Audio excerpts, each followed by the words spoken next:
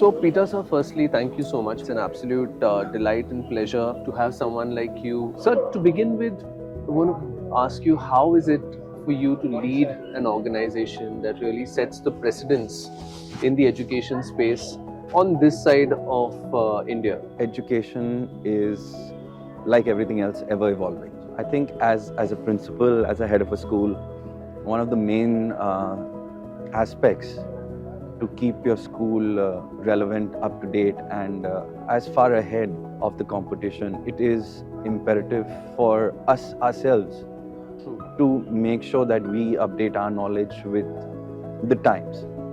Everything is evolving, everything is changing. Methods of teaching are evolving and changing. The way examinations are changing. So we have to continue to evolve ourselves, improve our knowledge, keep ourselves updated with whatever is new and whatever is best for the school. Right, right. What would be some of the steps that you would do to really help navigate through these times? Especially maybe talking about tools that you use first for teachers and tools that you use for the students. I think where teachers are concerned and making sure we keep them abreast with everything that is changing, that is evolving. We have to have multiple teachers training throughout the year.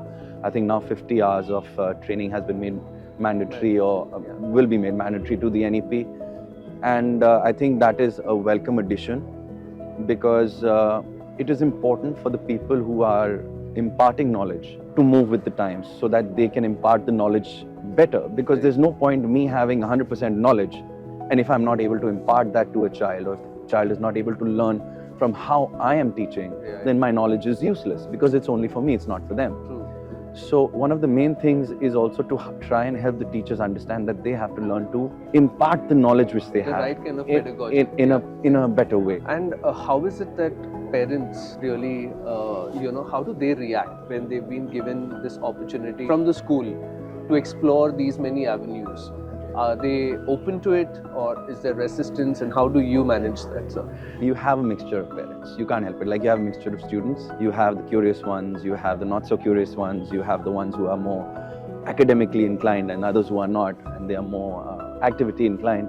Our parents are the same. So you have a lot of parents where old school, as it was mentioned in one of the talks, science is equal to doctor. If you take PCB, it's doctor. Right. If you take accounts, then you're CA. Correct. So you have the parents who have that old school thinking. It's a little harder to get them out of that. But at the same time, now you have a lot more parents who are open-minded and are open to having discussions about what options their kids have. A lot of career counseling is required, not only for students but also for parents. And I think a lot of schools do that on a much bigger level now because we have to educate our parents. They don't have the opportunities to gain that knowledge about what is available now.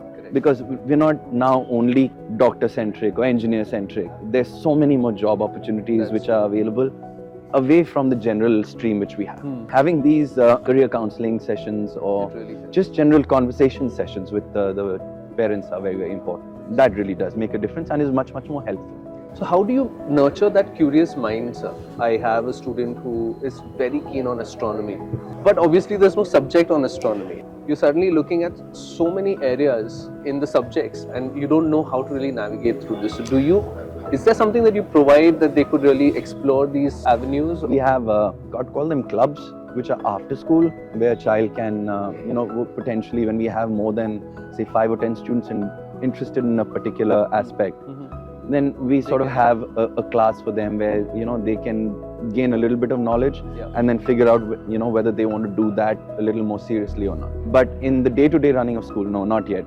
I wish we could, and I think we're heading in that direction where with the NEP bringing in so much skill-based curriculum.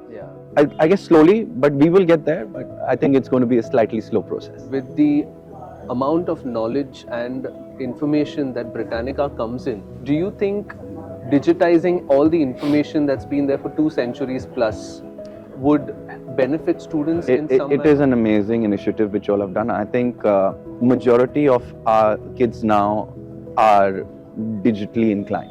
Though we can't do away with the books which we have, obviously not. To an extent, again, depending on the school, which sort of school you're talking about. But in general, the majority of schools obviously have to conform to books. But what after school? Because a child is in school for how long? 5 hours? Yeah. That's true. right? You got 19 hours, remove a couple of hours for sleep, depending on the kids. But everything else which a child consumes today is digital. In this entire 2025 that you look at education really moving now, I mean, coming from your dad and now to you, you have a legacy to carry on. So Yes. how do you take that in this coming year?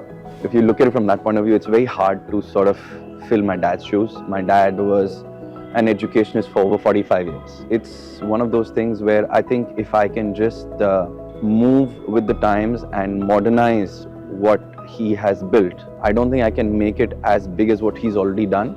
But yeah, and I do definitely try to move with the times and try to modernize and upgrade our facilities in whichever way I can. I think that's all I can do. I think to have that kind of open mindset is very critical, where information moves so fast. Very, very fast, yes. And we need leaders like you, sir. Thank you so Thank much you for so your much. time. It was an My absolute pleasure. Pleasure talking to you, sir. Yeah, pleasure. Thank you so much.